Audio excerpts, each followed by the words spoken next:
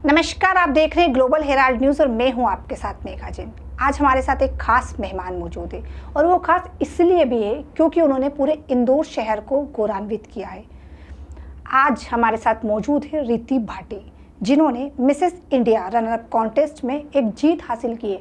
कई तमाम कंपटीशन के बीच में मिसेस रिति भाटी ने एक नई जीत हासिल की और पूरे इंदौर शहर को सम्मान से आगे बढ़ाया है। तो आज हम बात कर रहे हैं रिति भाटी से। नमस्कार मैम, आपका ग्लोबल हेराल्ड न्यूज़ में बहुत बहुत स्वागत है। सबसे पहला सवाल, Mrs India runner up contest अपने आप में एक टफ कॉन्टेस्ट था, क्योंकि कहीं ना कहीं बहुत सारे कॉम्पिटिशन्स वहाँ पर ऐसे थे, बहुत सारे फैक्टर्स थे जिनके बीच में आपने जीत हासिल की है। इसको आप कैसे देखती हैं और आपका इसमें स्ट्रगल कितना रहा? स्ट्रगल तो मेरा सबसे पहले तो शुरू होता है मेरा मन बनाने से, मतलब मेरी शुरुआत से ही होता है, क्योंकि मेरी एज 46 है और मेरे जितने भी कंटेस्टेंट्स थे, मेरे को कंटेस्टेंट्स जो थे वो 25, 26, 28, 30, 36। तो मेरे लिए कंपटीशन का लेवल वैसे ही बहुत हाई हो चुका था। इस कंपटीशन में कहीं ना कहीं एक डर भी होगा, क्योंकि 25, 26, 27 और एक 46 का फैक्टर, मतलब डायरेक्ट डबल। तो ये इस तरह आपको लगा था कि आप इसको जीत जाएंगी, और कहीं ना कहीं एक गोवा टूरिज्म में भी आपका ये रनर का एक वो रहा है। मिसेस गोवा टूरिज्म का अवार्ड भी मुझे मिला है। हाँ जी। तो इसमें आपको लगा था कहीं ना कहीं ऐसा कि ये कंपटीशन इतना टफ है तो इसको जीत सकती हैं आप, इसको आपने सोचा था कभी ऐसा? एक्चुअली सोचा नहीं था, पर हाँ मुझे करना था, मुझे शुरू से कुछ इस फील्ड में करना था। लेकिन फैमिली सपोर्ट मेरे लिए बहुत बहुत काम करके गया है। इस वक्त मेरी फैमिली ने बहुत सपोर्ट किया, और जहाँ मुझे लगा कि जब मुझे लगा कि मुझे थोड़ा डाउन जब मैं जा रही हूँ, तो फैमिली ने मुझे बिल्कुल सपोर्ट दे के मोरल मेरा बूस्ट किया। आपकी जो शुरुआत हुई है वो मोम एंड मी फैशन शो से हुई थी? हाँ, मैंने लास्ट कोविड के पहले ये कोविड। आप मोम एंड मी फैशन शो के बारे में क्या बताएंगे? कैसा रहा? आपको किसने बताया कि इस फैशन शो में आपको जाना चाहिए? एक्चुअली मेरी फ्रेंड है रूपसा मुखर्जी, उन्होंने ही कंडक्ट किया था, उन्होंने ही ये वाला फैशन शो किया था। ये वो लंदन से आई हुई है, काफ़ी इस फील्ड का उनको नॉलेज है, और वो इसी फील्ड में आके काफ़ी बड़ी हुई है। मतलब उन्होंने टीवी शोज़ भी किए हैं, तो उन्होंने मुझे अप्रोच किया, तो उन्होंने मुझे बोला कि आपको करना चाहिए। मैम, सोशल मीडिया प्लेटफॉर्म कहीं ना कहीं बहुत आगे बढ़ चुका है। इसके बहुत सारे पॉजिटिव फैक्टर भी और बहुत सारे नेगेटिव फैक्टर भी है। आप इसको कैसे देखती हैं? देखिए, हर चीज़ के दो पहलू होते हैं।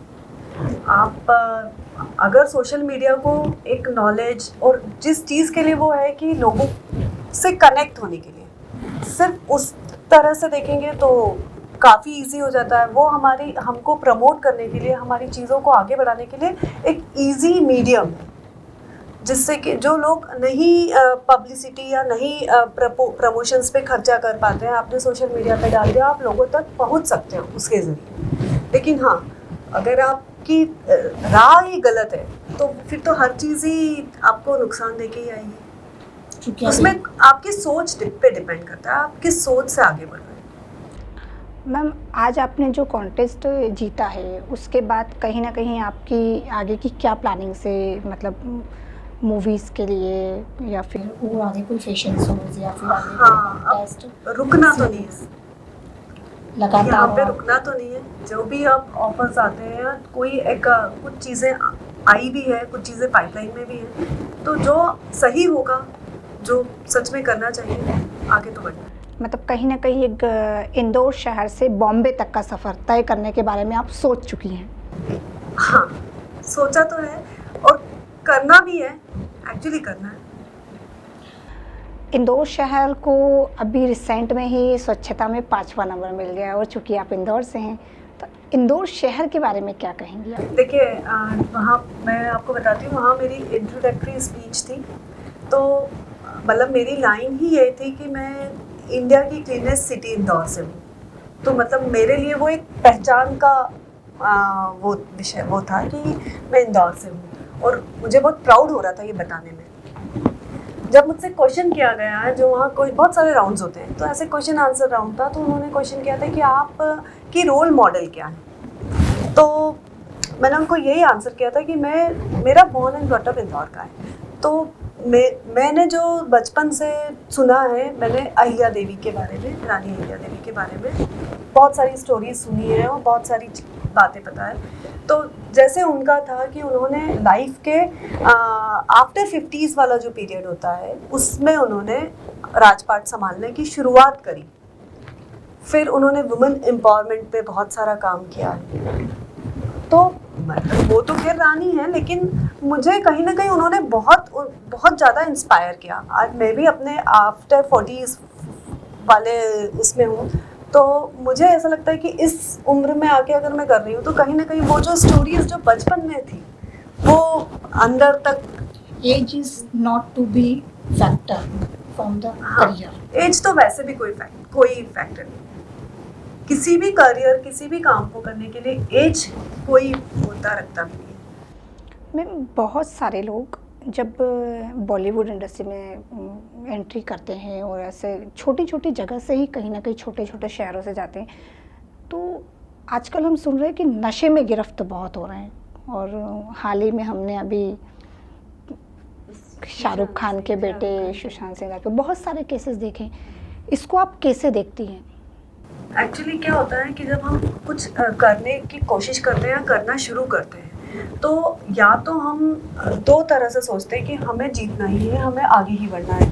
तो या हम मेहनत करेंगे और या हम कुछ अलग जरिए जो गलत भी होते हैं उनकी तरफ जाएंगे। तो मैं तो यही कहना चाहूँगी कि मेहनत से आगे बढ़ेंगे तो वो मुकाम ही अलग मिलेगा। इसलिए लोग नशे में ज़्यादा जा रहे हैं। और एक बार मुकाम मेहनत से सफलता मिल भी जाए, लेकिन उसके बाद भी लोग नशे में ज़्यादा जा रहे हैं, क्योंकि वहाँ पर जाकर जो डिप्रेशन, जो वर्क प्रेशर, जो दूसरी चीज़ों का प्रेशर है, उसको हैंडल नहीं कर पा रहे। इसके कारण वो लोग नशा ज़्यादा करते हैं। बहुत सारी वुमेन्स ऐसी हैं जो कहीं ना कहीं ये सोचती है कि आफ्टर मैरिड हम एक दायरे में सीमित हो चुके हैं, लेकिन आपने उस दायरे को तोड़ दिया है और आपने उन वुमेन्स को ये बता दिया है कि 45 की एज में भी हम 25 के साथ कॉम्पीट करके आगे बढ़ सकते हैं। तो आज आप उन वुमेन्स को क्या कहेंगी कि वो आगे तो बढ़ना चाहती हैं, पर कहीं ना कहीं उन्हें ऐसा लगता है कि ससुराल का पक्ष है, हम कहीं ना कहीं दायरे में सीमित हैं, हम इस काम को नहीं कर सकते हैं। आप उनके बारे में क्या कहेंगे? देखिए, मैं यही बोलना चाहूँगी कि सबसे पहले तो मैं बहुत लकी हूँ कि मेरी फैमिली ने मुझे, मेरे बच्चों ने, मेरे हस्बैंड ने मुझे फुल सपोर्ट किया। जहाँ मैं थोड़ा सा पीछे हटी तो उन्होंने ही आगे बढ़ाया कि नहीं, आपको करना है। तो ये मेरा लक है कि मुझे वैसी फैमिली मिली है। दूसरी बात, आप जो एज की बात कर रही हैं, कहीं पे भी आगे बढ़ने के लिए, कुछ भी पाने के लिए एज मैटर नहीं करती है। आपकी कैपेसिटी, कैपेबिलिटी, ये मैटर करता है। आप में अगर कैपेसिटी है, आप करने का जज्बा रखते हो, तो फिर एज क्या करेगी? उसमें एज का कोई क्राइटेरिया होता ही नहीं है। आपका हमेशा से एक सपना था कि आपको इसी सफ़र पे आगे बढ़ना है, हमेशा से आप ये चाहते थे कि आपको... क्योंकि मैंने फैशन डिज़ाइनिंग किया और मैं फैशन फॉलोवर, मतलब इस तरह की चीज़ों में मैं ज़्यादा इन्वॉल्व हूँ। मुझे लगता है कि इन चीज़ों में मैं अपडेटेड रहती हूँ और मुझे अच्छा लगता है ये सब करना। इसलिए मैं शुरू से हमेशा से ये चाहती थी कि कुछ ऐसा, अगर कुछ मौका मिलेगा, और बाय गॉड ग्रेस मुझे मौका मिला। अगर आपको आगे बढ़ने का मौका मिलता है और बॉलीवुड में जाने का मौका मिलता है, तो कौन से किरदार को निभाना बहुत पसंद करेंगी आप? मैं तो वुमेन एम्पावरमेंट पे जो भी स्टोरी लाइन होंगी उन पे ज़्यादा काम करना चाहूँगी। मैम, हमेशा से छोटे शहर के लोग हो या बड़े शहर के लोग हो, उनकी एक सोच बनी हुई है, एक मानसिकता है कि ड्रेसअप को लेके लोग आपको जज करते हैं, कहीं ना कहीं ड्रेसिंग सेंस को लेके लोग आपको जज करने लगते हैं। आप ऐसे लोगों के बारे में, ऐसे ट्रोलर्स के बारे में क्या कहेंगी जो इस तरीके से आपको जज करते हैं और आपके कैरेक्टर को डिफाइन करते हैं?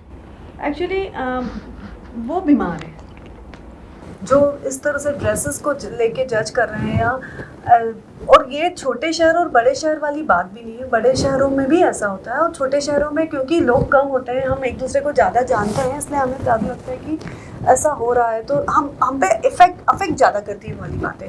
लेकिन ऐसा नहीं है, हर तरह के लोग होते हैं। ये आपका नज़रिया है, आपका जज्बा, आपकी इच्छा होती है, आपका देखने का तरीका है कि आप किसको प्रायोरिटी दे रहे हो। या तो आप ट्रोलर्स को प्रायोरिटी दो, तो उनको आप नहीं रोक सकते हैं।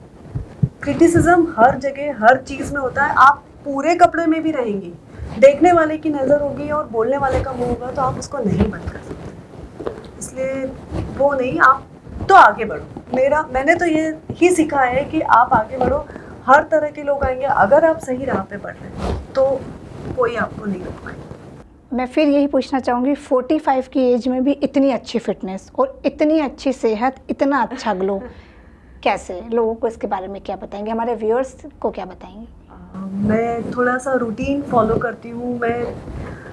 मेरी शायद शुरू से ही हैबिट्स, ईटिंग हैबिट्स हैं या स्लीपिंग हैबिट्स हैं, तो वो काम कर रही। मैं जैन हूँ, तो मतलब जैन लोगों में एक होता है कि इस टाइम पे खाना है, इस टाइम पे सोना है, मतलब हर चीज़ का एक पर्टिकुलर टाइम होता है जो वो फॉलो करते हो। जो जैनिज़्म जो होता है वो साइंस बेस्ड होता है।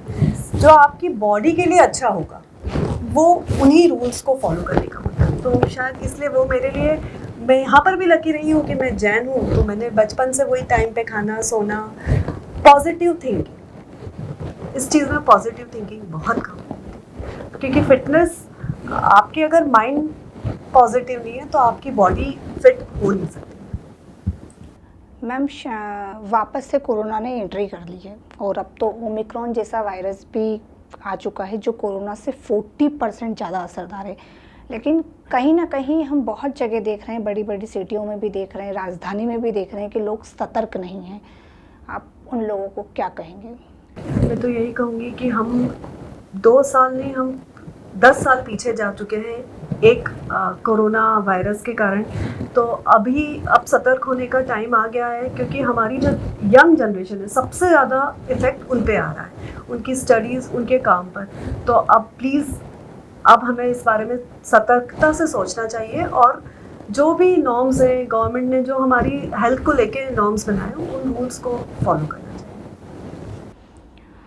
मैम, आज आप ग्लोबल हेराल्ड के स्टूडियो में मौजूद हैं, तो आप हमारे ग्लोबल हेराल्ड चैनल के बारे में क्या कहेंगे? आपको कैसा लगा यहाँ आकर और क्या कहेंगे? मुझे सच में बहुत अच्छा लगा। यहाँ का माहौल बहुत फ्रेंडली है और बहुत अच्छा सेटअप भी बहुत अच्छा है आप लोगों का, और आप लोगों को पता है कि आप क्या कर रहे हैं। क्योंकि मैं पहले भी कुछ इंटरव्यूज़ दे चुकी हूँ जिसमें पता नहीं होता है कि वो मुझे प्रमोट कर रहे हैं या वो खुद को प्रमोट कर रहे हैं। पर नहीं, यहाँ का माहौल बहुत अच्छा और बहुत फ्रेंडली लोग हैं, तो मुझे अच्छा लगा। Thank you so much ma'am, आप हमारे स्टूडियो में आई और रिद्धि भाटी ने हमसे तमाम बातें करी। हमने उनसे बहुत सारे सवाल जवाब किए, उन्होंने बड़ी बेबाकी से अपने सवाल जवाब दिए, लेकिन उन्होंने एक बात कही, एज सक्सेस के लिए कोई मैटर नहीं करती है। आपको जब भी आगे बढ़ना है, आप अपने जज्बे को कायम रखें और आगे बढ़ते रहें।